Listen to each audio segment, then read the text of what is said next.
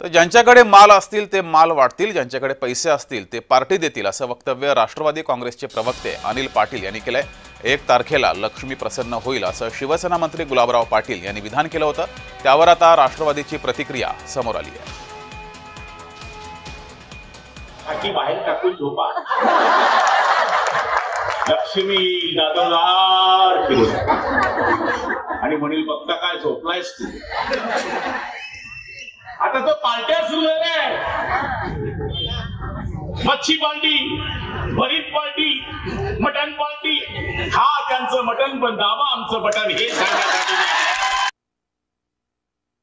लक्ष्मी जर का आली तर आज श्रीकांत शिंदे साहेबांची सभा या ठिकाणी पार पाडली, नंदुरबारलाही ते पार पाडून गेले आणि त्यांच्याकडचा माल कदाचित नंदुरबारला उतरवला जाण्याची सुद्धा शक्यता या ठिकाणी चर्चा प्रामुख्याने लोकांमध्ये आम्हाला ऐकायला मिळते। त्यामुळे माल ज्यांच्याकडे असेल ते माल वाटतील, ज्यांच्याकडे मटन पार्ट्या देण्याची क्षमता असेल ते पार्ट्या देतील।